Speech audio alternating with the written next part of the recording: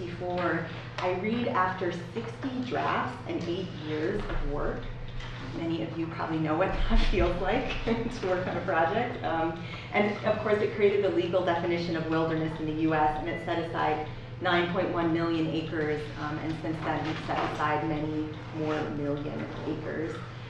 And as we've hiked and kayaked and camped on those wild lands for the last 50 years, we've developed a set of reasons we value wilderness as a safeguard of habitat, a repository of clean water, a baseline for our scientific research, essential sanctuaries for plants and animals, and a refuge for those of us who are overworked and underexposed, and some would say a set of economic values. But as we know, times are really quickly changing, and so is wilderness and how we think about and know wilderness. And so we're here today to think about the last 50 years and think forward to the next 50 or the next 500. So I'm going to introduce our three speakers and then give them the floor. Jake Hamblin, many of you know, is an associate professor here at Oregon State University. He writes about the history of politics, science, technology, and environmental issues. He's the author of Arming Mother Nature, The Birth of Catastrophic Environmentalism, and Poison in the Well, Radioactive Waste in the Oceans at the Dawn of the Nuclear Age. His work has appeared in New York Times and Salon and many publications devoted to the history of science, technology, and the natural world. His current project explores the promotion of nuclear-related science and technology in the countries of the so-called developing world, and he blends the perspectives of history of science, environmental history, and the history of international relations. Jake has also played a key role on helping us launch the Environmental Arts and Humanities Initiative here on campus. So thank you for all your work on that. Lisa Machnik just drove down from Portland to join us today.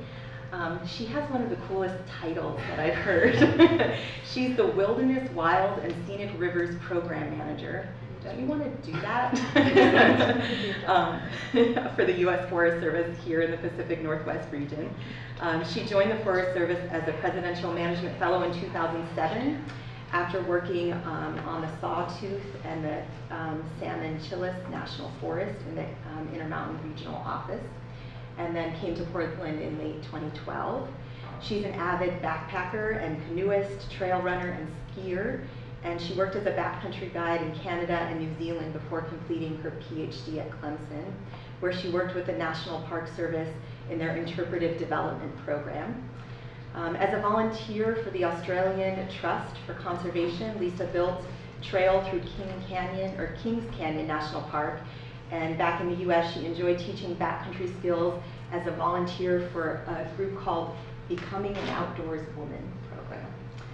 She considers herself really lucky to work with people who share a passion for trails and wilderness and backcountry living. And many of you heard Craig Childs speak yesterday, and if you didn't, or if you'd like to hear it again, it will be on our Spring Creek Project website, probably in a week or so, I imagine. Craig writes about the relationship between humans, animals, landscape, and time. His stories come from visceral, personal experience, whether in the company of illicit artifact dealers or in deep wilderness. He's published more than a dozen critically acclaimed books and is a commentator for NPR's Morning Edition. His work has appeared in New York Times, Los Angeles Times, Men's Journal, Outside, and Orion. At High Country News, he's a contributing editor, and he teaches writing for both University of Alaska and Anchorage and Southern New Hampshire University. He's won several key awards, including the 2013 Orion Book Award for Apocalyptic Planet, which is incredible if you haven't read it yet. And even though I love living in the Northwest, I am a desert girl by heart, and Craig's books have been fueling that passion for many years. So please join me in welcoming our panel.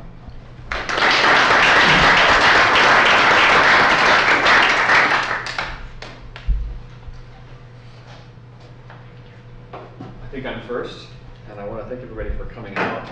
I did not know. I see my colleague, philosopher Alan Thompson, is in the audience, and You didn't know, but there are at least two other former Clemson Tigers who work in this audience. You know, my reference to Alan is consequential for this talk as well, because I think even though I'm here, I think I was asked to come because I teach history, to give some historical context for the Wilderness Act. What I'd like to do is ask more of a philosophical question, or at least to start with one. That is it possible to have a community of sincerity without common purpose? And I think this is one that is relevant to us today as well as we confront a number of environmental challenges. Is it possible to have a community of sincerity about something without actually having a sense of common purpose? And what I'd like to do for the small amount of time that I have is to talk about some of the historical strands that led to the Wilderness Act. And what I try to emphasize in my courses on this topic, and I see some of my students in the room, is to emphasize that not everyone who's part of what you might think of as a community of sincerity about an issue, they weren't coming at it from the same place. They didn't necessarily have the same goals. This, again, I think is extremely important for thinking about addressing our contemporary challenges as well, because certainly in my classes, when I teach environmental history, not everyone is taking the course for the same reason. Some of them are there, well, some of them are just there because it fulfills a requirement, let's be honest. But some of them are also there because they come from forestry, or they're interested, or they're a committed environmentalist, or they're really concerned about pollution, they're concerned about climate change. Maybe they just really like forest animals or something like that. People are coming at it from a variety of different perspectives, and they have a variety of different aims. So what I'd like to talk about in terms of the Wilderness Act itself is to focus on some of these contradictions that were there at the very beginning. Because what you look at when you see the 1964 Wilderness Act is not so much like a coalition of people who got together to put something into effect. Instead, what you had, it wasn't a coalition for a common cause, let's put it that way. It was much more like seeing something as a common instrument for a variety of different aims. That the Wilderness Act could accomplish something for each individual, I guess today we would say, stakeholder. Just to give you some background, prior to the Wilderness Act, there were a number of high-profile controversies about development of park areas or so-called protected areas. One of them was the Echo Park Dam controversy, which was basically an idea to put 10 dams all along the Colorado River. And the idea of this was to have public works that were for the nation, to develop this for the nation's purpose. And it was adamantly opposed by a number of different people. This was a time in which the Sierra Club was very active in drumming up support and financial resources to oppose this kind of massive development project that was going to take place, or was going to run through Dinosaur National Monument. And just to give you a sense of how this turned out, in a letter-writing campaign to try to stop this from happening, it was sort of an 80-to-1 ratio of people who wrote in saying, no, we should stop, we should not do this, to the one that would say, yeah, this is a great idea. And what this said politically was there was a lot of people who really did not want this to happen at the national level. But the kinds of arguments that they would use were quite different. I mean, you saw elements of very old arguments from, let's say, the 19th century. You have Thoreau arguments saying that we need to pay more attention to our spiritual welfare than we do to materialistic gain that we might actually get from developing these areas. Or something that was more reminiscent of someone like John Muir saying, look, these are the money changers in the temple. They're trying to ravage these areas and develop them economically when they should, in fact, be protected. Or if you like, someone like Aldo Leopold, who would think about more along the lines of developing an ecological consciousness, a land ethic, about how you actually should or should not use this land. The end result of that particular controversy in 1956 was Congress saying, it's clear that what we're getting from the American people is that we shouldn't do this, and they promised to keep development away from parks and monuments. And if you fast forward a decade later, or almost a decade later, we have something resembling a Wilderness Act. Now I want to emphasize that all the people, including Howard Zonesser, and maybe we'll get some background about him in particular in a minute, the idea of setting aside wilderness areas for protection was very ambitious at first. Initially, it was supposed to be 60 million acres, and the factoid that you'll see if you were to look up the Wilderness Act is that they got whittled down considerably by the end to about 9 million acres. That's politics, of course. I mean, of course, you want to start high. You know you're going to have to negotiate down, but that's quite a dramatic change in what initially was planned in this wilderness system. And you saw the familiar arguments. And why would you lock up all these acres of land to not be used without regard to some sort of higher use? Because after all, some would argue, many conservationists would have argued, that the best use, the highest use, is for human beings ultimately, to conserve it for future use. So why would you lock it? What I'd like to do to emphasize my point about this not being, the Wilderness Act itself not being a community with a common purpose, is to look at what ultimately got put into the Act itself. If you were to Google or Wikipedia the Wilderness Act, you'll see, I actually did this today just to see what came up, and said, it's famous for outlining a definition of wilderness. And I would say, as the historian, don't believe it, because it does not, in fact, define clearly what wilderness is. There is a line that is often quoted, and I'll start with the most famous part of it. So, a wilderness, here's the definition. A wilderness, in contrast with those areas where man and his works dominate the landscape, is hereby recognized as an area where the earth and its community of life are untrammeled by man. That's the word we're pausing on. Untrammeled by man, where man himself is a visitor who does not remain. This is the famous definition. And untrammeled, you always think, stamping around, but trammeling meaning what's the harness, unused, uncontrolled. That's this definition that is famous. But there are lots of other definitions in the Wilderness Act that contradict that. We had Rod Nash come out here. Rod Nash wrote Wilderness in the American Mind toward the end of the 1960s. It's still in print. It's a very influential work. And he came out here and gave a talk, and he was still thinking in these terms. He said, look, we need to have nature that's untrammeled by man. And in fact, he likes to speak, and he wrote a book about it, continues to talk about it, about nature's rights and the right of nature to be free and to not be controlled. But I think you'll see, just going through some of the other definitions, that within the Act itself, you have lots of different aims and lots of people who are trying to get this Act passed, but for lots of different reasons. So another definition, which you could argue is in contradiction to what I just read, is an area of wilderness is further defined. You can see the congressman, the other congressman, who's like, well, it's further defined as, to me in this Act, an area of undeveloped federal land retaining its primeval character and influence without permanent improvements of human habitation, which is protected and managed so as to preserve its natural conditions. Now, and I won't do this to you, but if you were a class of mine, I would say, so where's the contradiction in that? If you want there to be something that is untrammeled and free, and yet you say this is an area to be managed, there's a contradiction in there. It's where you are implying that this is an area that must require some intensive management. Controversial, possibly contradictory. Another one, which left room for a great deal of development, and I want to just mention. This is wilderness generally appears to have been affected primarily by the forces of nature, with the imprint of man's work substantially unnoticeable.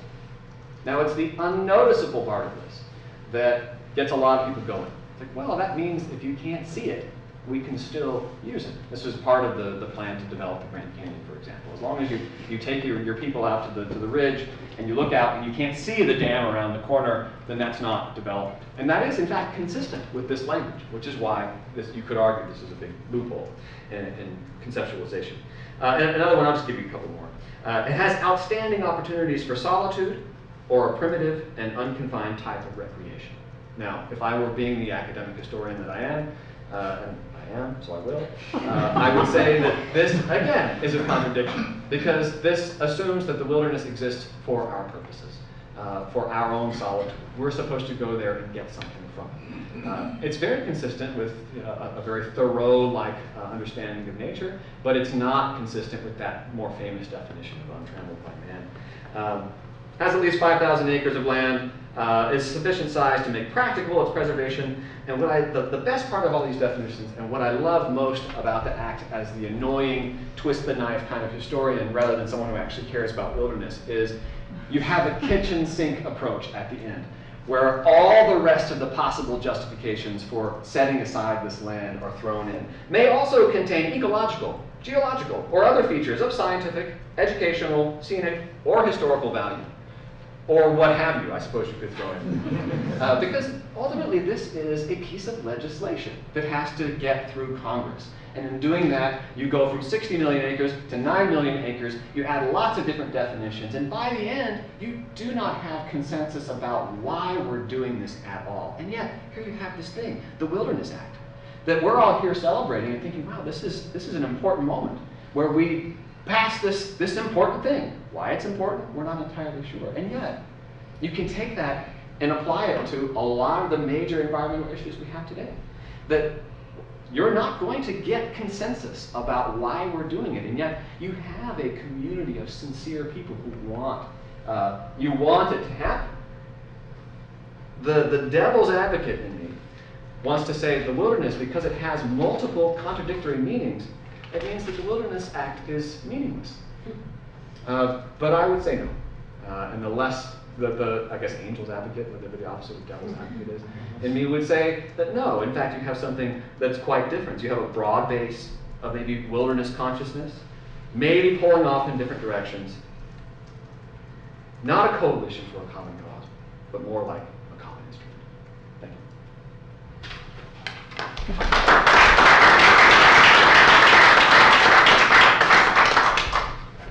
We can get this. Thank you, Dave. Sure. Lisa's going to join us up here now, as long as we can get this screen to come back.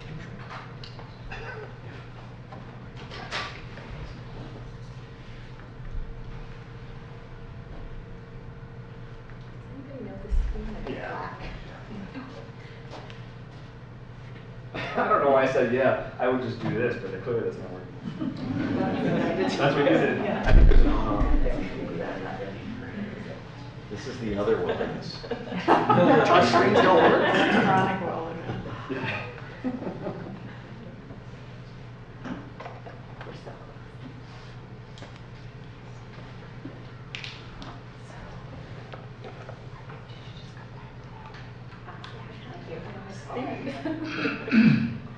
It was all working.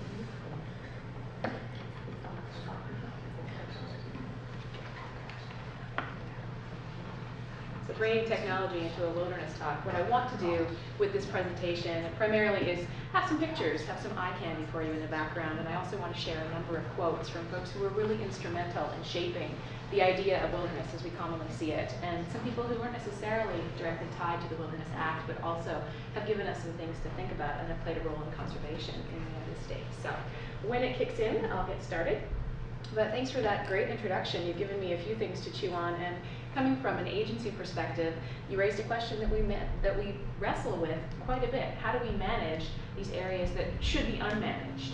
And I'll have a few moments in my presentation where I can talk a little bit about how the Forest Service and some of the interagency management perspectives come together in terms of practical issues in wilderness management. Still waiting. I really want to press forward. I know. Pictures. Let's see. The screen looks great. Just so you know, I can see the computer, the presentation. Very, very pretty.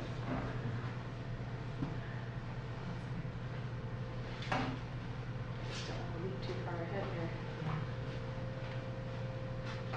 It's working on it. Okay. This is a brand new building. Yeah. Yeah. All right, well, as we're getting started, I'm going to just kind of skip into my presentation, and then I'll go back and show you pictures and slides. So first I wanted to share with you a quote, something that President Lyndon Johnson said when he signed the Wilderness Act in 1964. So after hearing the introduction of how all of the, haha. Okay, so there's the official start. And so the classic picture, signing the Wilderness Act in 1964, and you heard a little bit about all the work that went into this many, many drafts over almost a decade of work, many, many people sharing a lot of different perspectives, and we came up with an act that was in some senses the kitchen sink, and in some ways really gave wilderness and conservation advocates something to stand on, that's given us a system that's 110 million acres of wilderness today. So starting with 9.1, grown to 110 million. There's something 756 or 58 wilderness areas right now. And there's our preservation system. So how lucky we are to live in the West, where many of the wilderness areas are concentrated. But those folks in the East have a little bit of refuge as well. And again, Alaska, being set down there, has quite a bit more land protected system. So I'm the Region 6, our Pacific Northwest region, Oregon and Washington Wilderness and Wild Scenic Rivers Manager. This is half my job, just the wilderness areas. We've got 65 of them, more than 5 million acres, and that's 22% of our National Forest System land base. So some pretty spectacular areas that we'll visit very briefly as we go through here. Quick question for those in the back, can you read that fairly clearly? Okay, so I don't want to read quotes at you, I'll just read a few select ones, and I want to be able to give you a chance to absorb them. So as we go through this presentation, and kind of a little bit all over the map, because there's so much to talk about in a limited amount of time, maybe just think about how these ideas resonate with you. What does wilderness mean to you on a personal level? What about the next 50 years and beyond? And then a big question that we've been wrestling with from an agency management perspective is how do we ensure that wilderness stewardship is really shared by a diverse constituency, that it's not just the same voices arguing for the same thing, but that people have invested themselves in this wilderness concept and wilderness places. All right, here we go. I'll read this at you just because it's nice to hear the words. If future generations are to remember us with gratitude rather than contempt, we must leave them something more than the miracles of technology. We must leave them a glimpse of the world as it was in the beginning, not just after we got through with it. So kind of telling, the 60s when the Wilderness Act was signed, everything was just booming along. The idea that we would set places aside, not develop them for economic gain, not use them, not build some roads into them and some hotels in these spectacular areas. Kind of a change. So we'll visit the Salmo Priest Wilderness. The Colville National Forest is in the far northeastern corner of Washington State. All right, another quote for you, Aldo Leopold. I'm sure many of you are very familiar with the name. So the government drawing a line around these wilderness areas. We have the idea here in the 20s, long before the Wilderness Act, that this was such an important idea that it was necessary not just to leave preservation of these big areas of land, not to just leave it up to the free market, not to leave it up to the goodwill of private individuals, but for a national government to invest in the idea of wilderness and protecting it. Central Washington, the Lake Chelan Sawtooth Wilderness. All right, so what is wilderness? We'll get to the classic definition that you heard from Jake, but here's a definition I particularly like. So with the idea that for a long time, it took a while for settlement to get thoroughly entrenched in the United States. It's only been a few hundred years that we've been as developed as we see today. So for a long time, wilderness was a wild and dark and scary place. All right, now we have the classic definition with the magic word untrammeled. We'll touch on that a bit later too. And it's that area of contrast where we have essentially an escape from what we may choose to live in day to day. We escape to the Goat Rocks in the Gifford Pinchot National Forest. That's just over the Washington border, sort of southwestern-ish Washington state. All right, again, well before the Wilderness Act, 1934, this idea that setting aside wildernesses would allow us to have this place, this permanent place that we could go to and experience a specific kind of thing in this world of shifting desires. Again, recognizing that what we want to do with places and with land changes depending on what's on our plate today. So escaping the whims of politics, this world of shifting desires. Imagine what you'd have today if we didn't have a Wilderness Act. And the things that I deal with on a daily basis with these shifting desires and shifting whims of politics, interest in mountain bikes going into wilderness, because those trails are great. Interest in strapping a camera to your gyrocopter, flying it around to take some really amazing pictures. Interest in using chainsaws to open up trails for that recreation experience, because why aren't we allowing more access to wilderness? It's essentially keeping people out to have trees down. So as things change and we see different pressures on wilderness, it's really important that we look back and recognize that these are places that we've decided to manage in a very specific way, whether or not you agree with it, because things change and there will be a lot of pressures on them. There's the Sky Lakes down the Rogue River Siskiyou in southern Oregon. All right, here we go with the stewardship mandate, and this goes back to the agencies wrestling with how do we manage wilderness, these places that are supposed to be wild and free. So interagency, Park Service, BLM, Forest Service, U.S. Fish and Wildlife Service are the 4 federal agencies that have wilderness management responsibilities. And getting together, the great brains said, well, you know, this idea of wilderness character, that's what we need to manage for. Not to keep a remnant landscape of what it looked like in the 1800s, not to provide for a certain type of activity or protect a particular resource, but to preserve the wilderness character. What is that? All right, so we have untrammeled, again, not just stomping around in the woods, but ecological processes operating in an unhindered fashion. Natural, that's freedom from the effects of civilization. So let me go back a little bit. Untrammeled. So if we all went out to a meadow and stomped around, we'd be trampling it. If we decided to restore that meadow by planting new grasses, maybe cutting out some channels to restore the water flow or change the water flow, that would be trammeling. Natural is freedom from civilization, and that one, we conceptualize it as not having been impacted from things like air pollution or night skies being still dark instead of getting light pollution from the city bleeding over. Undeveloped, pretty simple. We don't want to have cabins and huts and hotels and things, although we do have trails and bridges. Those opportunities for solitude or for primitive and unconfined recreation. If you've been up into the Cascades in the summer, you know that you don't often, that sometimes you can't find solitude, but you can still have those opportunities for primitive and unconfined rec. Other features of value, the kitchen sink approach.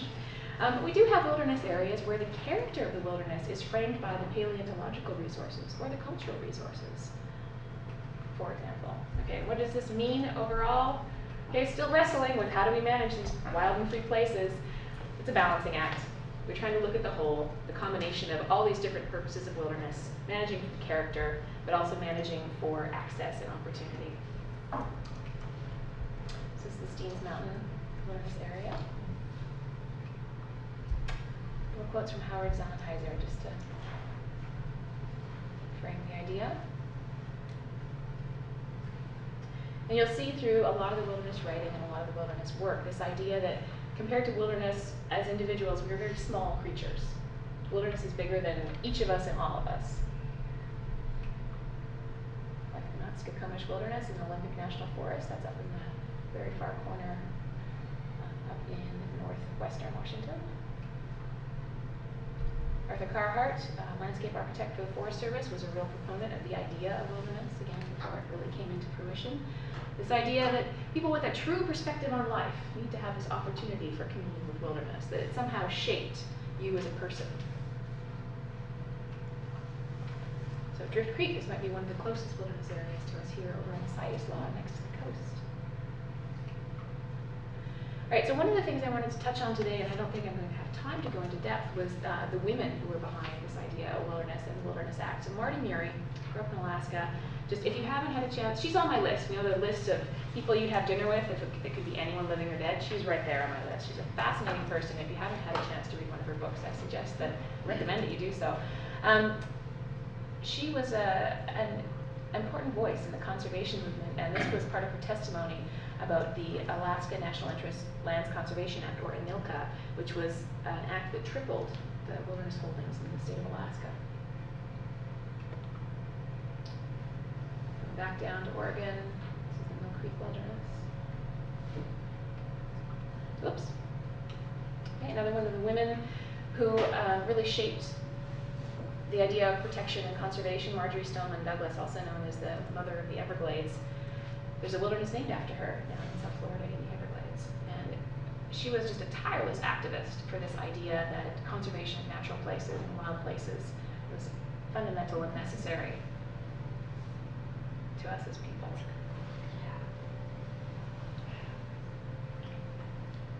Places like the North Fork John Day Wilderness. And that's eastern Oregon. Okay, so lurching into that agency management question, what do we do? To celebrate the fact that wilderness was going to be 50, about 10 years ago, well, almost exactly 10 years ago, the Forest Service said, hey, how are we managing wilderness? How can we account for what we're doing here? How can we be accountable? And we came up with the 10-year Wilderness Stewardship Challenge. So there's 10 items. The idea was that we would work towards accomplishing specific goals in these 10 things for a decade. You can read them here. So each of these has basically an assessment phase. Where are we at? Do we have a fire plan? What do we need? What's going on with fire in this wilderness? Okay, so let's write a fire plan. Let's integrate all the other resources, and let's implement that plan, and then let's check how we're doing.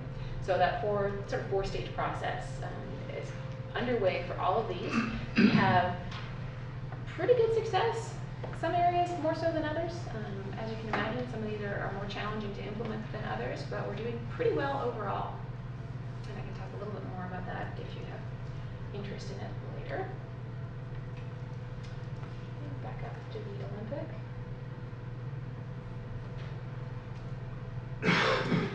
So going back to what we're managing for wilderness character, we're managing for these very specific things in our challenge.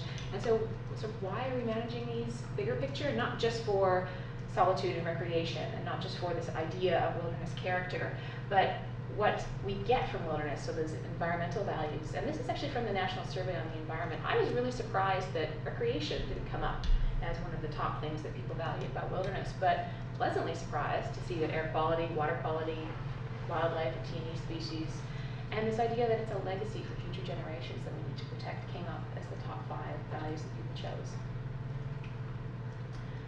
So again, wilderness providing habitat for fish and wildlife and supporting biological diversity, clean air and water.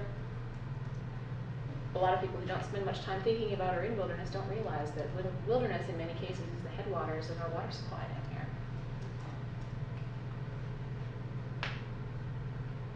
Skills and abilities, again, opportunities for solitude and recreation, primitive and unconfined recreation.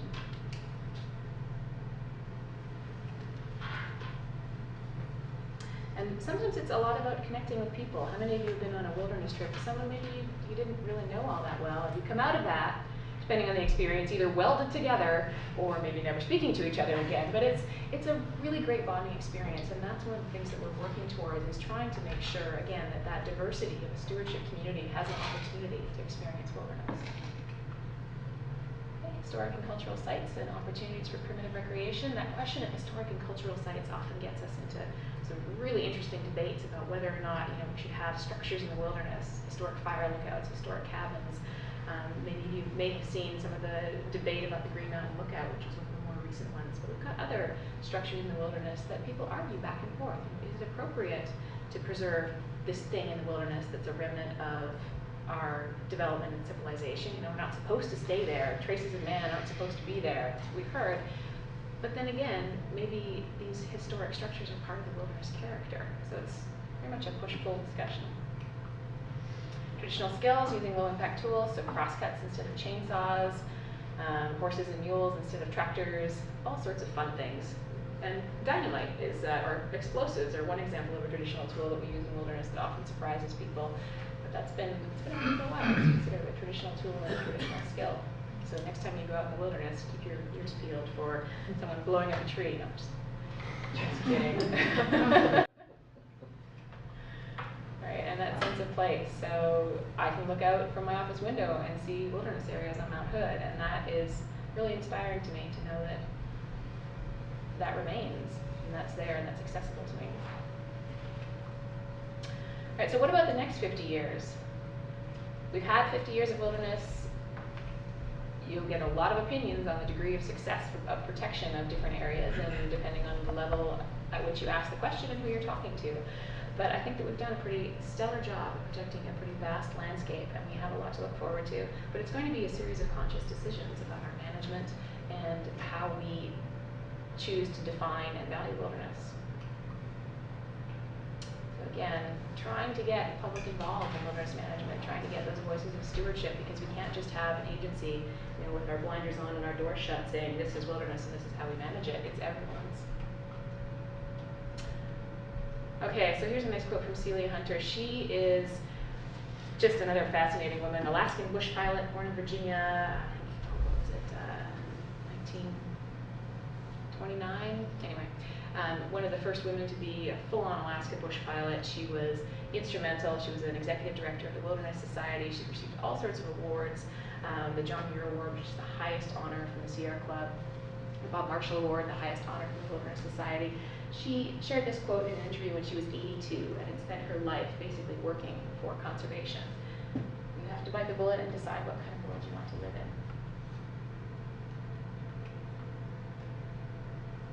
in. And kind of in that happy spiritual realm. You can debate all day long how you're going to manage wilderness, whether or not we should manage wilderness, whether or not we should have wilderness. But I do agree with this idea that, as was referenced in some of the quotes earlier, you know, going into a larger wilderness makes you feel a little smaller, feel a little more connected, maybe think about some of the more big picture things.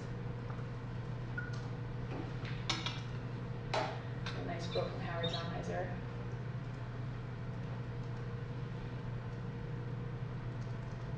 Also quite a fascinating character. Sadly, he didn't live to see the Wilderness Act actually come into law. He passed away before it was officially signed, but he wrote the first draft and he muscled it through. Okay, that's all I have.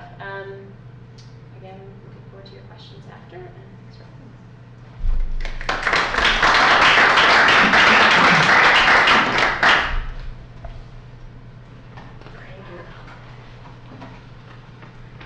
So I'm going to gnaw on these ideas of wilderness a little bit. Lisa brought up an interesting notion, which is women and wilderness. I think it's suspect that it's untrammeled by man. I mean, that when I read the Wilderness Act, the one thing that really catches me is him, he, man, and I know that this is it reflects a certain time, but I immediately think, what does he want? What is that man after? Because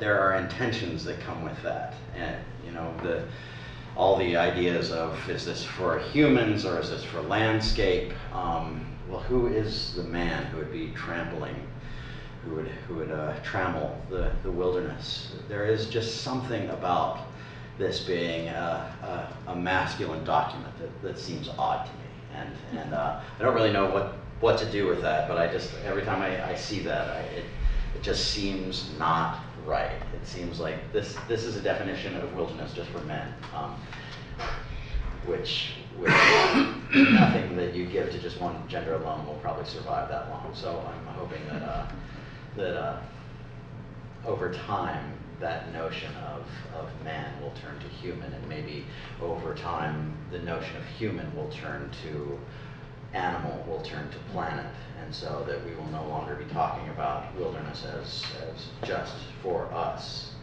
But I take advantage of wilderness as much as possible. I don't believe it is for me, but I feel damn lucky that it's there, because I spend a lot of my life out there, and my definition of wilderness doesn't fall within the Wilderness Act. It sprawls all over the place. For me, I look for things that are wild, things that don't smell of us, or that are dominated by something other than human hand. And you might say that such a place doesn't exist anymore on the earth, that there is no place you could go that is lacking human impact, that you're finding signs of us 2,000 years old down in ice cores in Greenland, that everything is ultimately altered by how we alter the planet. But you know what I mean. You need something that doesn't have us all over it. I mean, even being here last night, I was walking down by the river right in the middle of town, and in the dark, thrashing around up to my neck in a bunch of really sharp things. Is everything that grows here like thorny? And there was a blue heron up on a pier out in the river in the dark, and you could only see it when you got the lights of some industry going on somewhere right behind the blue heron. And I was trying to get to the right spot where I could just crouch and watch the heron, and of course I'm just blind in the dark and thrashing in thorns, and the heron got up and left. but I'm looking for a little window of just something where I can hear the water and I can smell it, and I can see the sky, and just through a little keyhole I get a little bit of what might be considered wild. Is that wilderness? No, it's a moment. It's a gap between things. But I look for it wherever I can find it. I find wilderness under a bush somewhere. I find wilderness across thousands of miles in Alaska on a river. I find it in whatever way is possible. I was studying succession on lava fields, and I came across an interesting phenomenon which is called a kapuka, and it's where lava flows through a forest and then it splits and it goes around something, and there's a little island left there. And if you go and look at a kapuka in a large volcanic area, you'll just see miles and miles of black smoldering landscape, and then this little island of trees out in the middle of it. And in some ways, that's how I look at wilderness. I see us as being this lava that flows across everything, that turns everything in its path into ours. And then you find this kapuka, which is amazing to just walk into it. And that's kind of the recreational value, that you stumble into a kapuka, and after days of just searing hot rock, you're in shade, and there are birds, and maybe it's only the size of this room, but it is a significant difference. And that's the recreational aspect for me, to go and enjoy that place and go, wilderness, life that's not destroyed. But what that kapuka really is the genetic source of the succession of the plants that move back out into the lava field.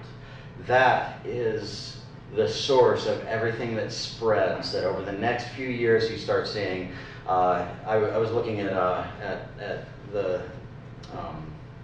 the rift zones in Hawaii on the Big Island, and you get sword ferns that are moving in, and then you get ohia bushes, and all the seeds are blowing out of these kapukas and starting life again around the edges, and that's where I think wilderness has its ultimate purpose, at least for me, is to spread. Is to take whatever this is, if it's the genetic source, if it's an ecosystem that can then return to the areas around it, or if it's just the idea that there's something beyond human that can exist, that can survive, that should survive. If it's the idea, if it's the seeds, if it's the bugs that come out of it, whatever it is, we need these places, we need these islands, because when I look at the human future, unless something changes, we will devour just about everything we see. And that's what we do, or that's what we have done so far. And I'm so grateful to the people who think about wilderness and who have preserved it and who push on it, because I think this is how we save a planet. This is how we save it from ourselves. We take someplace and say, this won't be messed with. Of course, we mess with it all the time. We're always changing everything around us. I mean, the question of can you manage something and keep it wild at the same time? Well, in a way, you have to manage it, because we're pressing in so hard from all sides. But again, the idea of wilderness to me changes. I used to travel on bombing ranges. And those are wild places. I mean, you got to avoid the places where troop movements are going on.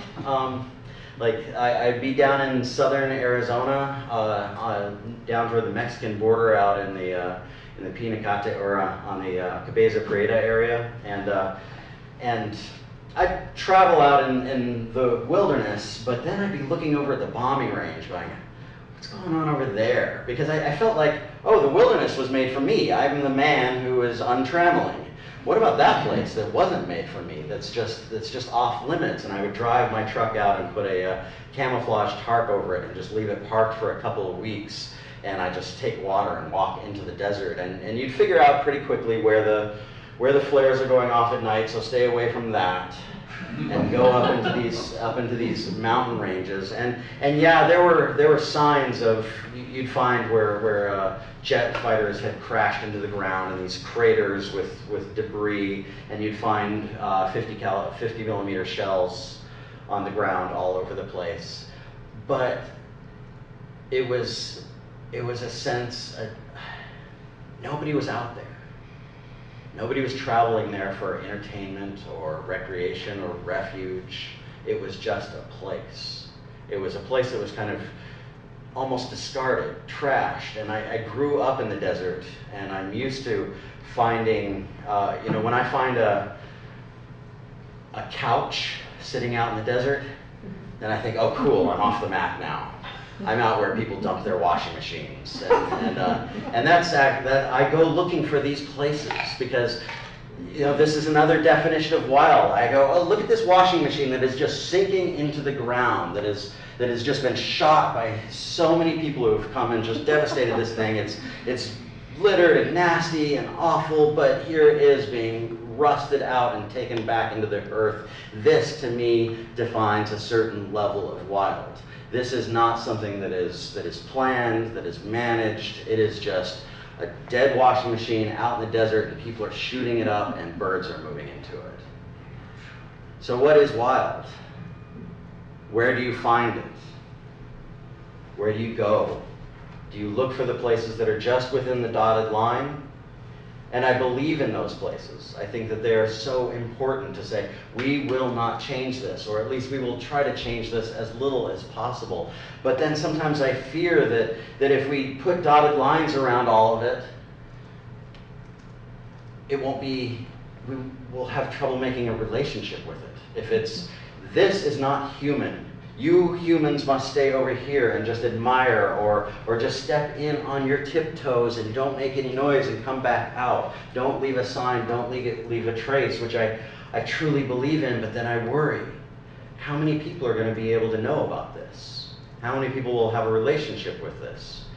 If we say humans are bad and wilderness is good and stay away from wilderness, at what point will we not care about wilderness anymore? At what point will we not have a relationship with it, and when the vote comes and we have to check the box that says preserve nature, we'll go, preserve what? I've never seen it. I don't know if nature is even real. And you don't check the box, and we lose wilderness. I don't know how people can manage this. I am amazed that it happens, and I'm indebted because I'd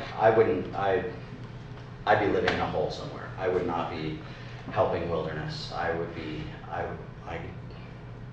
don't know how you do it.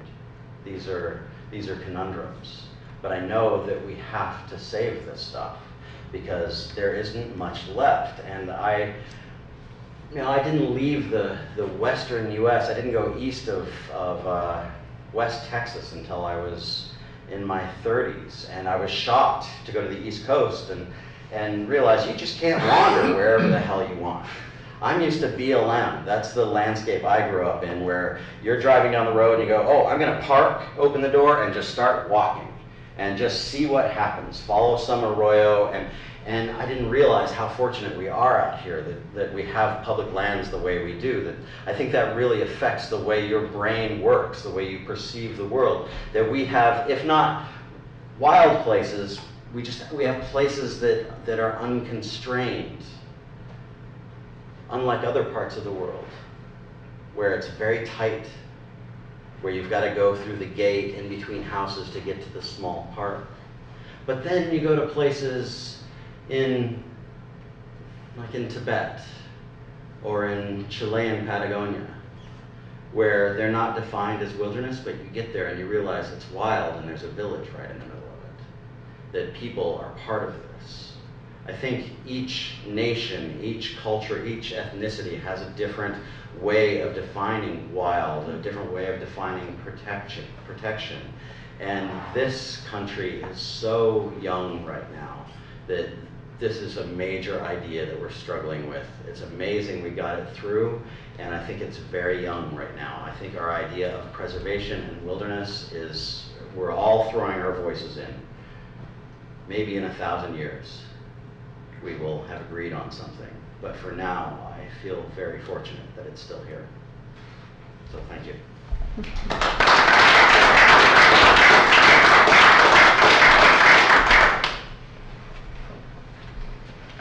Thanks to all of you. And thanks to you for being here and for your great questions, which we're ready for. I'm going to turn on the lights so you can see each other a little bit.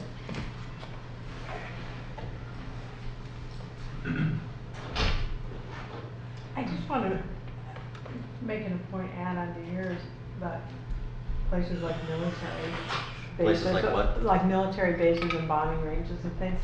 They're some of the most ecologically intact places in on our continent. Yeah, in December I was walking across the White Sands bombing missile range illegally, which is tricky because they just don't let you out there. You have to follow the poles. Yeah. You just avoid you figure it out over a period of days where things are blowing up and where they're not. And you go out there. And it is remarkable how ecologically sound some of these bombing ranges are, because nobody is really, I mean, there are certain areas where activity is going on, but for the most part, nobody's in there, nothing's happening. Right, like the Hanford Reach of the Columbia, the most ecologically intact part of the Columbia River. And the Boardman Bombing Range in northern Oregon is the most ecologically intact grassland. Yeah, there's something appealing about the places we don't care about. And maybe I'm fortunate that I'm a desert traveler, so that a lot of those places are just, most people go, ugly, leave it. And nobody really messes with it. I'll make a comment on that too. I think it's totally right, although I wouldn't say they're always ecologically intact. I mean, there's places like Chernobyl are also really ecologically interesting because they're undisturbed now, because you don't want to go there, or they were for a while. But that doesn't necessarily mean that they're not obviously massively affected by the radiation that was there. And the same is true for Hanford. But I think it's a great point when you have these places. There's a lot of research now being done by historians on these places like former military bases, decommissioned military bases, that people just weren't allowed. Not necessarily bombing ranges. I mean, there are plenty of places that just were kind of cordoned off and you couldn't go there. Yeah. Places near missile silos, for example, you just weren't allowed to get there. There just weren't any people. The demilitarized zone between North and South Korea is an ecological wonderland because nobody goes there. I think, Boyd, did you have a question? Yeah, two quick related questions. First one what's the status of success in trying to create migration corridors between existing wilderness areas? And secondly, what's going on, if anything, in the attempts to try and get wilderness into places that have just been so totally transformed by human activity? I'm thinking of Iowa, all the corn and soybeans, total lack of native. What can you say on those 2 points? Good questions. I don't know that I can say a lot about the first question in terms of connectivity and corridors. There are a number of efforts, but it's often the case that we're right up against the borders of, in some cases, some fairly major developments. We've got areas where the wilderness boundary is literally someone's backyard fence. So there are, in many cases, local efforts to maintain some sort of connectivity, and I've heard of some larger scale efforts that sort of bubble up and go away, but I don't know of any that are active or particularly successful right now, to say it bluntly. Your second question, what about some of those states that maybe don't have wilderness or don't have areas that have areas that have been used for many things for many years? With the passage of the Eastern Wilderness Act, there was some explicit recognition that areas that might have been logged or might have been otherwise used could still be ultimately designated as wilderness areas once we've essentially left them alone for long enough, once we've backed out. I don't know that we'd ever get any large wilderness areas in some of the places that you mentioned, but I think there's potential,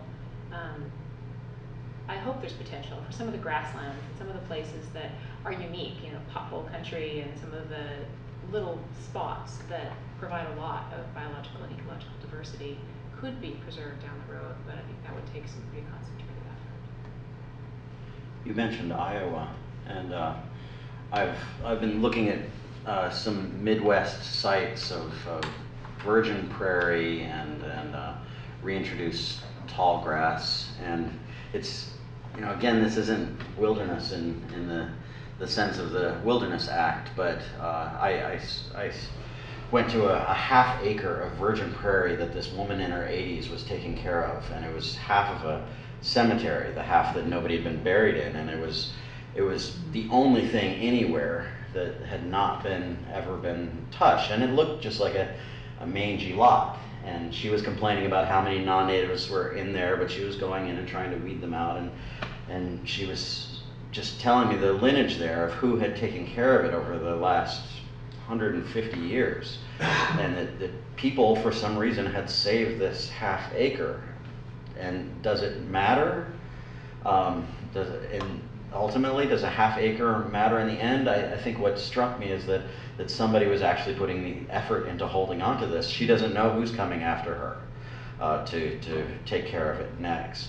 I spent a few days backpacking through industrial cornfields, which was truly heinous, in July, which made it more heinous. And I popped out the other end into a wildlife refuge in Grundy County, Iowa, and it was 40 acres of, you know, when you're coming out of corn, you've been in for 3 days, you're in Yosemite National Park, you're having 40 acres of actual green growing things that aren't corn,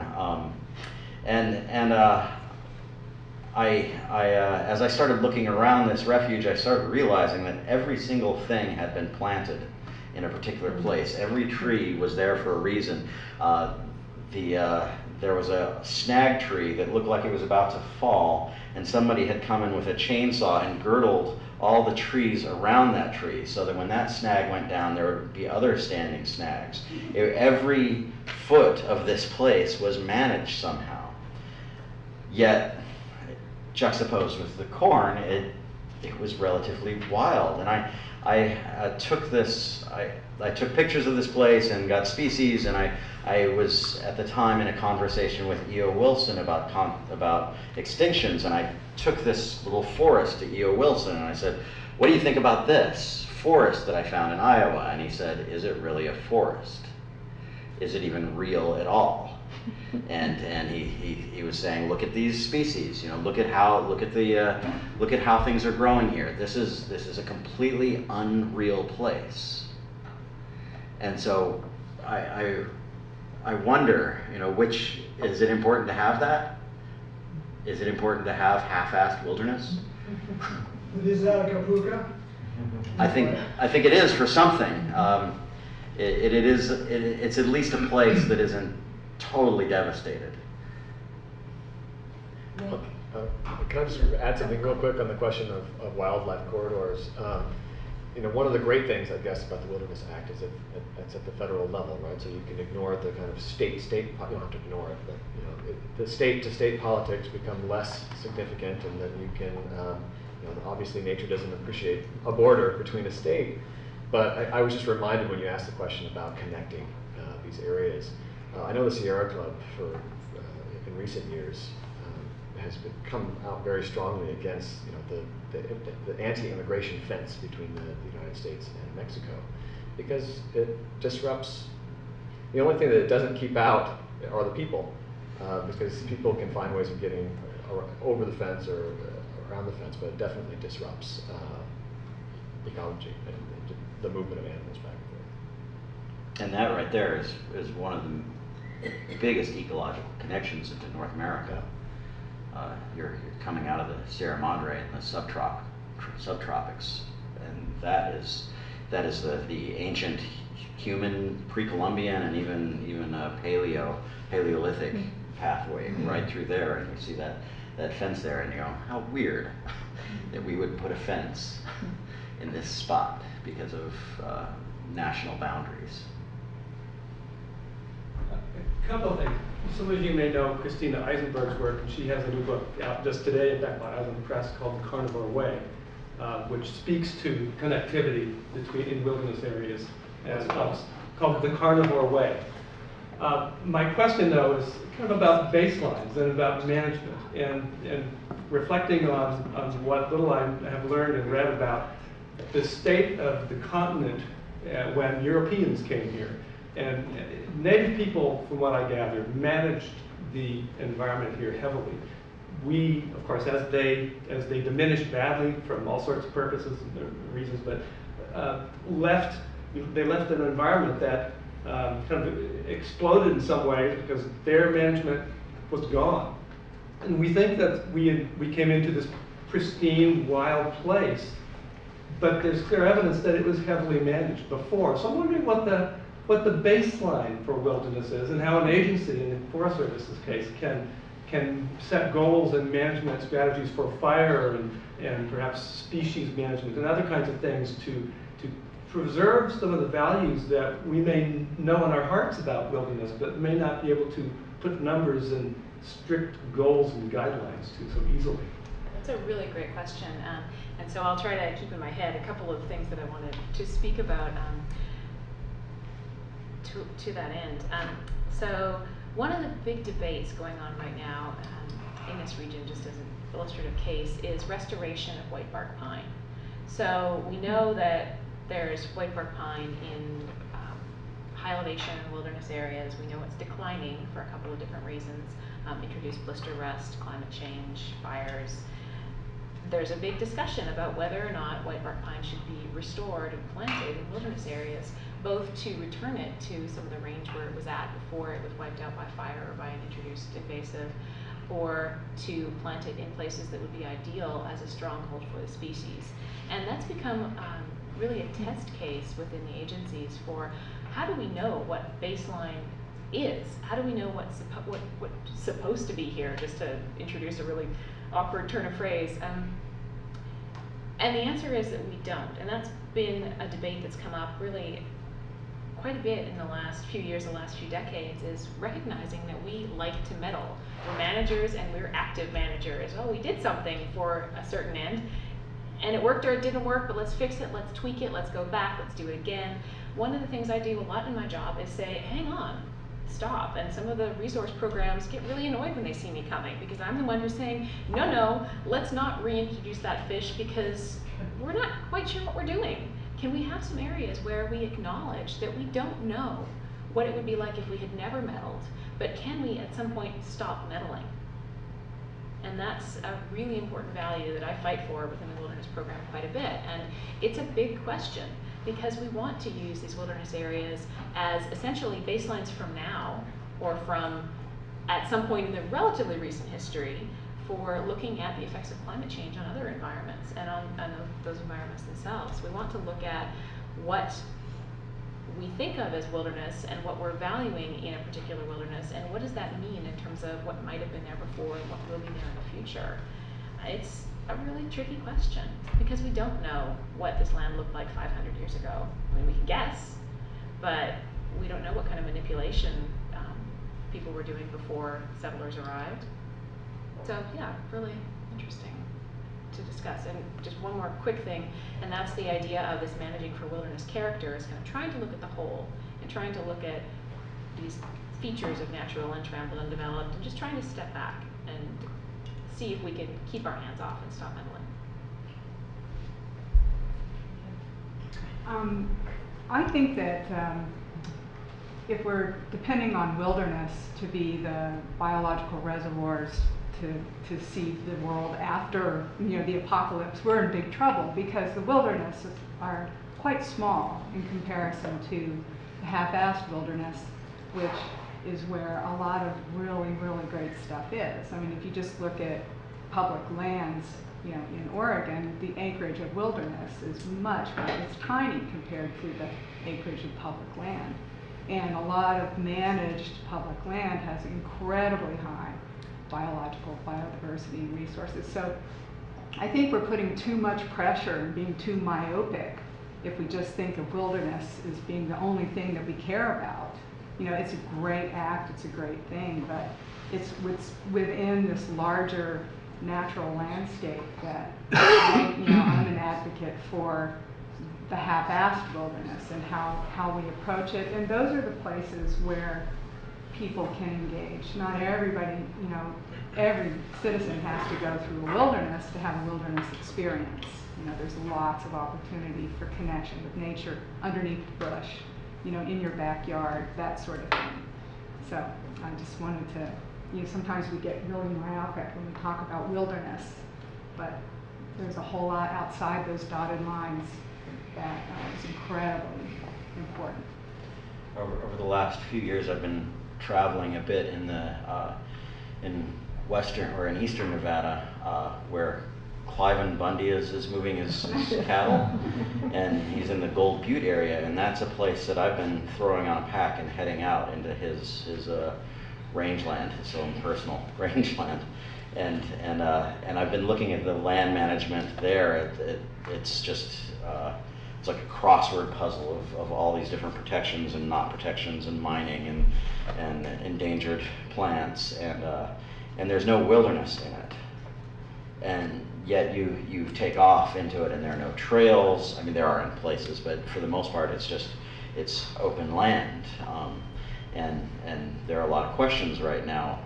How can you preserve this? It doesn't meet the standards of wilderness, of the Wilderness Act, so it can't be held under that. But is there something else? Is there another kind of wilderness? Is there the common wilderness or the half-assed wilderness? I agree with you. I think it's very important to look beyond wilderness boundaries. I don't know where to go with this, and I may get in trouble for bringing it up, but I was very intrigued by your comment about the masculinity of the act, at least the language of the act, and reflecting on the nature, say, of the federal agencies and action agencies, and agencies with sort of paramilitary histories. And I worked for the Forest Service throughout my career, so I'm familiar. But I wonder about viewing wilderness and the act from a more feminine perspective, and in the sense of nurturing and creating things like kids who are going to go off and do things that you don't have much control over, and you try to instill in them instincts that you hope will work in a different world, the world of the future.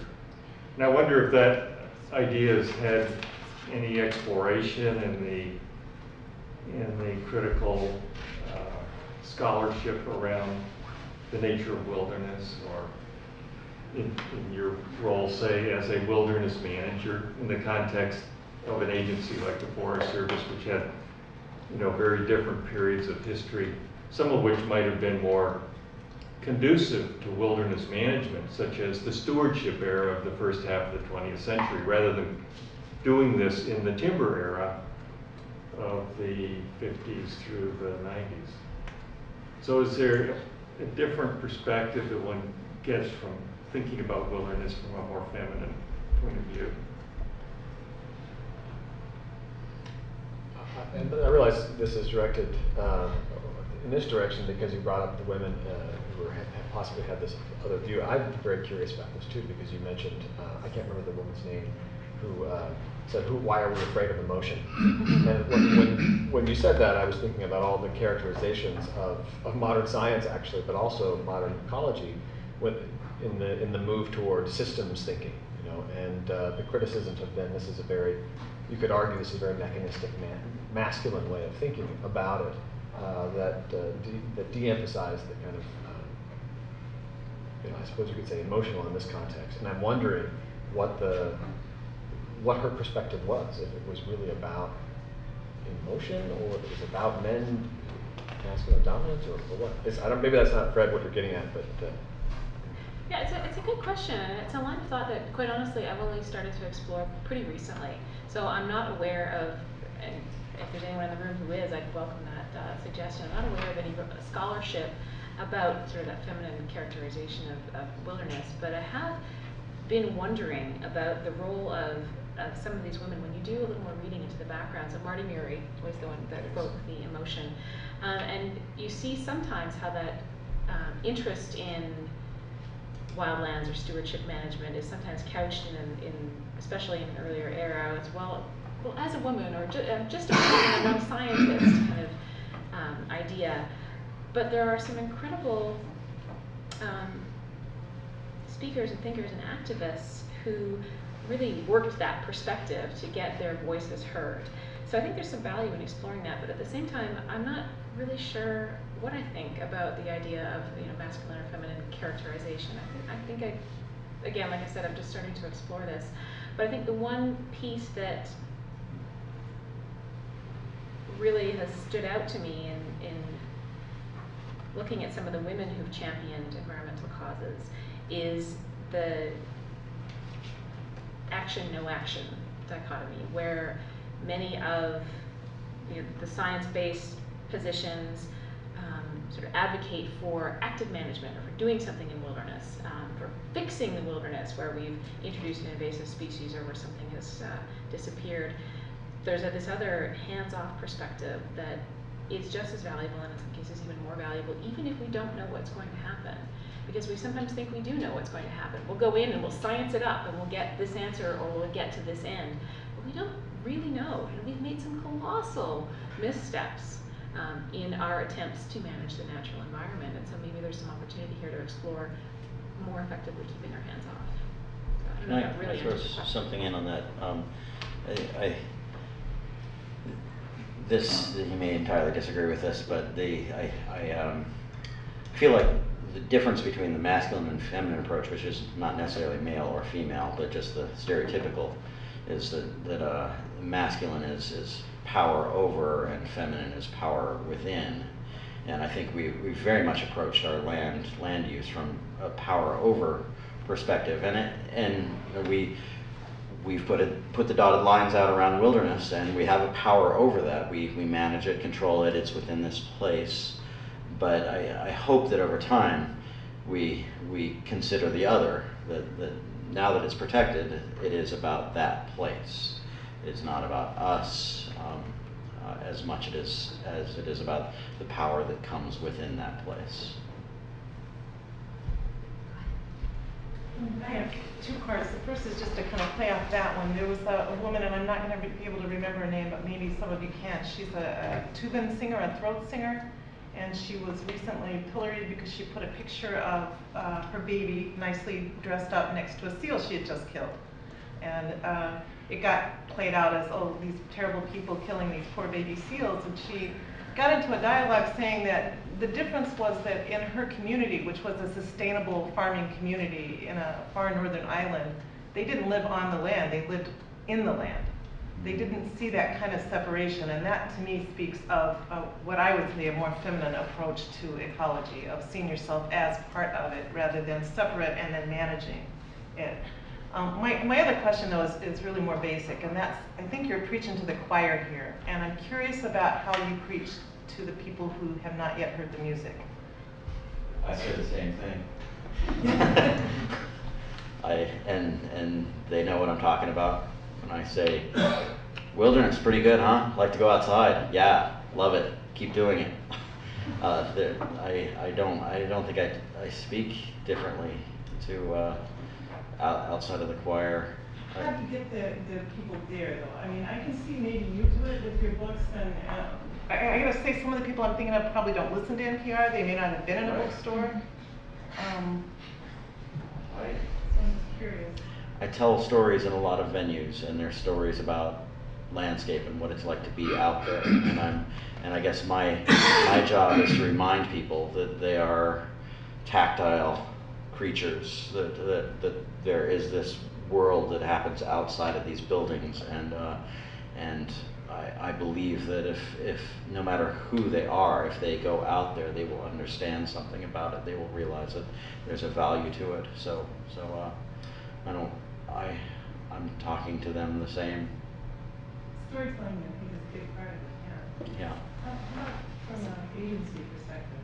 Storytelling is a key word there. So there are plenty of communities and constituencies who are very anti-wilderness, and so you run into that, especially in our land management planning, where we might propose a wilderness area, or we do assessments and say, well, this is this area should be administratively recommended as wilderness. So we can't designate it as wilderness, but we'll set it aside and we'll manage it so that if Congress so chooses, it could be designated in the future. And sometimes that means saying, okay, well, what that means in practice is no more snowmobiling, or we're not going to let that road be used anymore. And in some communities who see this as their backyard and their playground or their economic engine, it's a really unpopular message. So sometimes I get yelled at, and it's a very unpopular message. And so to deal with that, I try to speak less to a group and more to individual people and use storytelling techniques. So talk about, what do you want your kids to have in the future? And what do you see as the short and long-term use of this land? And you don't always get buy-in. In fact, there are lots of people who are adamantly against any more wilderness designations, and their minds are made up. And so there's so much you can do to say, well, here are the many values of wilderness, not just from the happy backpacker perspective, but for the value of the headwaters that provide water for your cattle, for your family, for the value of your kids having clean air to breathe, for the value of people who will never make it to this area, knowing that it exists and it's not been harvested, to know that a species that only exists here will continue to exist if we manage to protect this landscape. And sometimes those arguments just don't hold water for some people, and they just don't believe you because that's not their lived experience. But storytelling is the most effective way that I've found. When I taught environmental history at Clemson University in South Carolina, I would always start the first day, I would say, how many of you here would consider yourself to be an environmentalist? And it's an environmental history class, and in that class there was always about 120 students, and I would get maybe 5 students, saying, raise their hand. Maybe they were shy, I don't know. But and then I would ask them why, and they would say, well, it seems like it's more of an activist thing. Sure, I'm willing to recycle, but et cetera, et cetera. And that and I thought when I got the job at Oregon State, I thought, well, I'm going to do this in Oregon. It's going to be different. And so I say, how many of you consider yourself an environmentalist, figuring the politics of South Carolina and Oregon are just so different, the culture is so different, no difference in the number of students. The reason I say that is because you say that we're preaching to the saved, but the reason I pitched my remarks in the way that I did is that there are so many reasons that people are interested. Some people they really care about the environment. That's why they take a class like that. Sometimes they're interested in the word environment because they're outdoorsy people. They like to hunt. They come from maybe a background. Who knows what kind of backgrounds they come from. So there are lots of ways you get to this conversation, and it's not. I just don't think you can say everyone comes from the same place. Hi, thanks. I want to ask a question in the context of the Wilderness Act in particular and the future of the Wilderness Act, and I think largely directed at Lisa because of your institutional role with the Forest Service and thinking about this, but also other people. And I want to set it up just a little bit. It seems to me that in addition to the questions of the baseline and the conditions of the natural world as the Europeans received it or perceived it as they came in and then set it aside, and we're stepping up the national parks with the Organic Service Act and this sort of thing, and then moving towards wilderness as a higher level of protected area. And we're using a protected area kind of strategy to reflect values that we have and try to hold on to and pass on to future generations, as we said, the sort of legacy value. But certainly a lot of the criteria, the properties of a wilderness place as they were established and picked out then depend upon relative ecological stability. So I think there's really good reasons to believe that the future ecologically will not resemble the past, not only for largely anthropogenic reasons, climate change, but nitrogen deposition and invasive species and species extinctions, and all these sort of recombinations that are going to go on with a kind of Glissonian picture of ecological change that we're going to see in the next couple hundred years. It won't be like it was in the beginning. It won't be primeval. It won't be so natural to the extent that it's not showing some human effect, as all of the recombination of the species will be really a consequence of anthropogenic. So I wonder about a kind of end game, and I wonder if the question is is there any, what you think about, or if there's any precedent, or if there's, or what might we think about decommissioning wilderness spaces? If places change enough on the inside that none of the values that we set them aside for as a protected area strategy are actually in there anymore. There might be now new things to value in there, but if they don't meet the criteria for why we established that area, I wonder about policies of decommissioning wilderness areas, maybe reestablishing them other places with new sets of values, but the existing ones. I wonder if you have any thoughts about that. That's a good question. So my mind is sort of spinning right now. I don't know. Occasionally there are conversations about carving out chunks of wilderness or decommissioning areas of wilderness or trading parts of one wilderness for another, usually for a specific purpose. You know, I want to have this activity, I want to do this thing. I don't see, quite honestly, I don't see that happening. Yeah. I can't imagine it happening. It's hard to. And maybe it's a failure of my imagination, but recognizing that part of managing wilderness, if you will, by trying to keep our hands off of it, is that keeping our hands off of it piece and allowing, I hate to use the phrase self-willed nature because that's sort of a contradiction, it feels like, but allowing those natural processes to unfold and taking what we get. So it's such an arbitrary line to draw a boundary around something and say, okay, inside this is wilderness and outside this is not wilderness with a capital W. So I don't think we'll see decommissioning because a designated wilderness has changed. What I hope we'll see is recognition that we are having impacts. These are places where we can make a conscious decision to not try to fix the impacts that we see ourselves having and to see what happens in the future, that they will be different, but that their value isn't any less. They're still wilderness in name and in practice, but what they will be in the end is anybody's guess. Can I just ask a follow-up to that? So is the idea that really then the primary value in some sense would be as a new kind of baseline for that reflects non-intervention, utter sort of non-intervention experimentation, so that other things that we use protected areas for, like what's often trumpeted as a kind of species conservation efforts, but we know that that's not going to work so well into the future because everything's migrating pole-wise, right? And so you mentioned things like assisted colonization, and there might be more, or we might have zoos, genetic zoos or something like they're having in San Diego, you know, where gene banking, where we have other methods by which we try to achieve those old goals, not the protected area, but just see what comes in this protected area. I mean, it becomes valuable just because it has been not meddled with as much as possible, as a kind of refugia of some sort for the future. I would say that's my hope.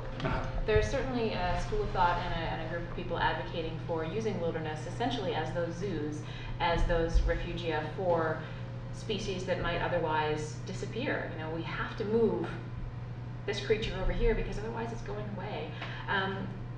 So there's definitely a group advocating that wildernesses be used as essentially those gardens. But part of wilderness management that's fundamental, at least in my perspective on wilderness management, is that hands-off aspect. So yes, I would agree with you, and I hope that that's what we'll see, is that wilderness, the highest value that we're placing on these wilderness areas is their value as places where we've realized that there is something to be said for not constantly manipulating, not meddling. Thank you. It sounds like one of the things from your remarks earlier that you're most proud of is having expanded the wilderness system from 9 million, to however many it is. I can't remember the number you said. So that sounds like expanding. It seems to be, I don't know if it's still a goal, but it's something that you're proud of having done or having been part of, which sort of goes against this idea of kind of exchange, that it's going to be a static. I mean, is that fair? That So, having expanded the wilderness system is something that is a mark of achievement. I think it's absolutely a mark of achievement, expanding the system to bring in more representative ecosystems, to increase the diversity of things and critters that are represented within wilderness. What I was referring to with the exchange component was in terms of those political pressures and the social use pressures, where we've been trying not to reduce the acreage of wilderness, but have been sort of swapping out some lands for others in a very limited sense, trying to preserve that minimum number where we're at and not go backwards. So there is a lot of effort invested in not going backwards, but we have seen cases where just tweaking the boundaries or making some adjustments to either protect or allow some uses. I'm imagining wilderness being decommissioned the way we're decommissioning dams right now. That the mode of thinking, I mean, that future is kind of a diabolical future in my mind, where we're no longer thinking about preserving. Instead, we're taking down wilderness and everybody's going, yay, and in go the bulldozers, or whatever happens next. I think that's it's not happening because so many people are pushing this direction. Yeah. And you know, when we talk about speaking to the choir, it's still speaking about this idea. It's still pushing the idea that this is about preservation, not about decommissioning, just in case society you're thinking about decommissioning. There are a lot of us who are not. But I could see that happening. I could see, you know, give it a couple hundred years, who knows what the swing of society would take us toward. And I guess that's one reason I write what I do now, is to say, okay, this book is pushing this idea, and you know, maybe in 50 years enough of people talking about this and telling stories will keep us from decommissioning wilderness. But can I just be clear on that one thing?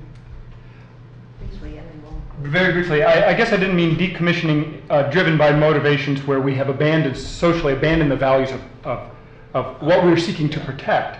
I just meant in a sort of technical sense that there are values that this area was set aside to match, and the future might bring that there's no more of those values, at least the primary ones, any longer in that area. And so that we would have to decommission it technically as wilderness, maybe open up some new place as wilderness, or redefine wilderness and still use a protected area It'll always scheme. have historical value.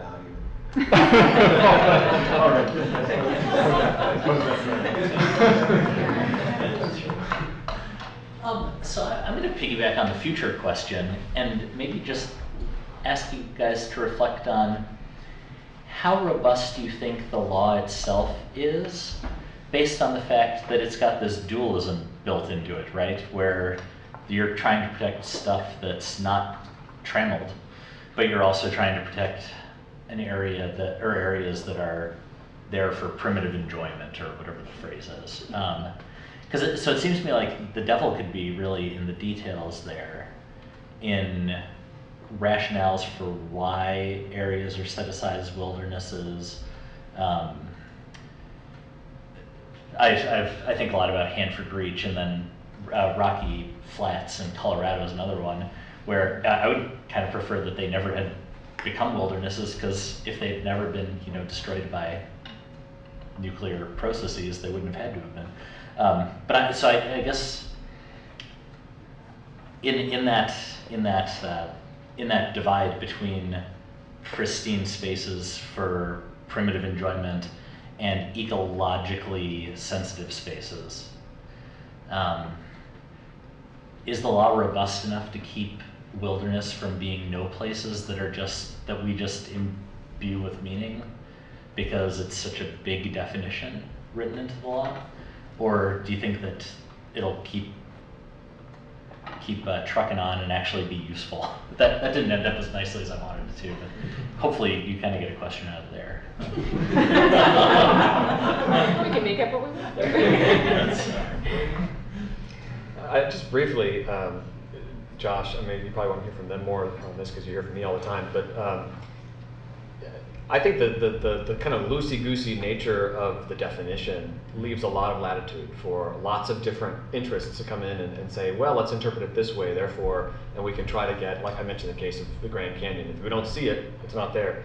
Right. Because according to one definition of wilderness, noticeability, that's not a word, is it, is crucial.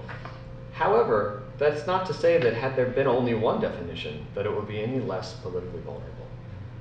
So, I mean, even if we just have the one very clear, ironclad definition, I still feel like political winds will blow one way or the other, and I take these words of caution, you know, very seriously, that, you know, if you don't have people actually constantly aware of it, and that they're just not going to care about it. So we're seeing some interesting developments analysis and in application of some of the tenets of the Wilderness Act in terms of what's left to designate and how are those places being designated. What we're seeing is a lot of wilderness proposals with special provisions. And what that does is really, I think, starts to chip away at the intent of the original intent of the Wilderness Act, which, although it is many things and can be different things to different people depending on your motivation, that's part of the fun in managing the wilderness, is taking a look at the Wilderness Act and trying to figure out what that really means in practice. But what we're seeing now are proposals for a wilderness area with provisions for, well, you can use this road, or except that we'll carve out a mountain biking trail, or we'll cherry stem in this little piece for private access and inholdings, or, yeah, it's okay that you can still have float planes in there because they were a pre-existing use. So it's getting to the point where wilderness designation might not be the right thing for protecting certain areas going forward. We might really need to explore alternative ways to protect landscapes, to protect specific features, because the Wilderness Act had both a very general and a very specific purpose, but it's not always the right tool depending on what you're trying to do. Does that? Yeah, that's. Well, there's the landscape conservation system, or whatever name that it has. So there are all sorts of different ideas. I think that the wilderness idea is I think the core of it remains, and it's time to start looking at different types, not just the classic Wilderness Act kind of wilderness. Right. I mean, there are wildlife refuges that have much more protection than wilderness areas. Yeah. So there's a lot more out there. And again, going back to the question of, what is wild to somebody? Is it the park that, because you never really go outside, so going out to the park is a wilderness experience for you, or is it that 10-day trek through somewhere in Alaska? There's such a huge variation in personal meaning of wild and wilderness that we need to be cognizant of that and really use the whole suite of tools we have available to manage broader landscapes. Kathy? I'm very much enjoying this conversation and the invitation to think kind of sideways about wilderness. And the wildest feeling place I've been in a long, long time was the place that was the most intensively managed, and that was the Galapagos. There were unbelievable numbers of rules. So what they were managing was not the plants and animals, they were managing the people. I mean, you weren't even allowed to baby talk to the animals because that demeaned them. So the people were held in very close control. And so it started to occur to me that the important part of wilderness that we're missing might just be that we're not managing for wilderness character, we're managing for human character. And so the most important part of the wilderness might be that it's moral education, that is teaching us to have a sort of restraint, or to come into a place with a kind of restraint and respect. So you say, hey, I can do that. I can live for a week without chopping something down or killing something, and it's a place then where man can come, but he can't act like industrial man. He has to in some way recreate himself. And maybe that's why the wilderness experiences are so transformative, because you can come out a different person. You can come out in some way and integrate itself. So I wondered if you had some thoughts about what the implications of that idea might be for what wilderness is, or how it might be managed. So these ideas of humility and restraint and acknowledging kind of our individual smallness in the bigger picture of things are some of the things we try to convey as wilderness managers, both to the people who visit wilderness, or people in general, whether they visit wilderness or not. That whole concept of wilderness being bigger than all of us. As a manager, it's an interesting conversation to have with many of the resource specialists. So I'll talk about the people management in just a second. So we've got the hydrologists, the biologists, the botanists, the everything under the sun ologists that look at the ecological resource of wilderness and want to see what's going on there. They want to manage it, they want to work with it and work on it, and having those conversations about humility and restraint is one piece of the puzzle. The other piece of the puzzle is very much human management, both from visitor management perspectives, because we do see, if you go climb one of the sisters on a beautiful weekend, you'll be nose to tail with people walking up to the top, and that's a wilderness, and that's not the intent of that experience. Are we really having solitude in a primitive or unconfined type of recreation? Are you really escaping from your everyday world and getting that opportunity to have a wilderness experience? So a lot of individual wilderness managers' jobs are people management, both those who are visiting to experience it, but also from an internal agency perspective, it's people management from folks who are thinking about wilderness as a resource or a collection of resources instead of that sort of bigger holistic wilderness as a whole. But I think you're right. It's not just a place or a space that we're managing, it's the people who are thinking about it and protecting it or not, or looking at it for different ends that we need to really be looking at. So Craig, when your piece about backpacking through the cornfield, I thought was just a stunning piece. And I think that one of the things that happened during that time, would you say, was that you were transforming that into a wilderness somehow by your reactions to it? Yeah. It was terrifying what you described. And it met none of the qualifications of wilderness other than there weren't any people, that it was just corn. But I go into wilderness or whatever place, I go into it so that I am managed by weather and terrain, and I am not managed by people. And I don't know what you do with that, because you do have to manage people in these places, and I avoid management. I go out there so that I am not being managed by the human structure, so that I'm being pushed and pulled by geography, and I know how to behave in different places, or I know how to learn how to behave. That this is a place where you bury your poop 6 inches deep, and this is the place where you smear it on a rock and it will be gone in 3 days. That you learn how to operate differently, and I recently went to Cedar Mesa in southeast Utah, where I used to travel a lot, and I've been away from there for a few years, and now you have to have a permit to go in, and it's a BLM area, and to get a permit you have to sit and watch a video. And I understand, but it was a group of us who've traveled there, like that's where we cut our teeth. And I've been out there since I was a kid, and sitting and watching a video about how I should behave. And the video was going into looking at cliff dwellings and saying these cliff dwellings have waited patiently for 1,000 years for you to come. And I just thought, oh, awesome!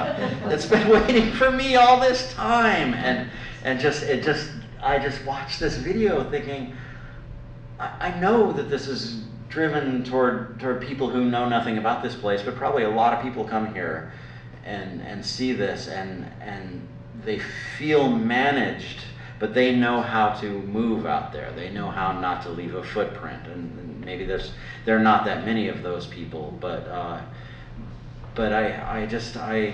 don't go there to be managed. That's why I go onto the bombing ranges, because there's no way I'm going to get a permit in the first place. So nobody's watching me,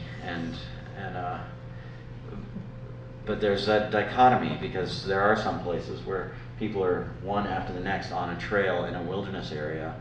Do you start managing them? Do you start doing river trips on places where you have to camp at the post with the number on it? I just don't go down that river, because I don't want to do that. I want to be scanning the river going, well, there's a spot, I'll pull over there and sleep there. I want to be flowing with that landscape, which you can't do in every wilderness.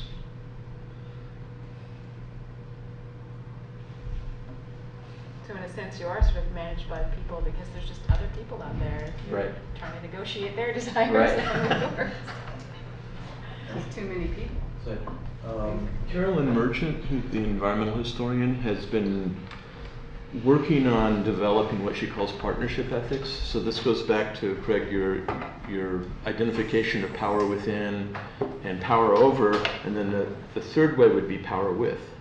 So she's asking us, and her attempt to do this is informed by feminist insights, it's informed by indigenous practices and knowledges, looking at historically marginal communities, so on and so forth. And so she's asking questions about what would it be like to be guided by an ethics where we feel that we're in partnership with the more than human, right? Maybe when I'm hearing all this conversation about what the future might look like, maybe that is one way forward, one way of thinking about how we move forward. What would that mean? So, I love that idea. The power with, because I think that's what happens when you are in the wilderness, is that maybe not for everybody, but I feel like you don't have power over this place, and this place doesn't have necessarily power over you. You're just you're operating together. You're following the wash and going over and around the boulders. So your experience is grounded in relationship. You're Yeah. very conscious of that relationship. Yeah. Yeah. That's one of the things she writes about. And so it's not necessarily about the place or about you. Right. Listening to this comment and Kathy's comment as well, I've been resisting and probably should continue to resist, but I won't. The desire to quote that great poet of the modern era, Cesar Millan, the dog whisperer, who said, I don't train dogs, I train people. And there's something to that in what we're saying, that there's what you're getting through the experience is a very different understanding of what your place is in relation to wilderness, in relation to animals, and that could be very much a working with rather than trying to have power over. Thank you for joining us, everyone. Lisa brought some stickers, so please grab one on the way out. And thank you to all of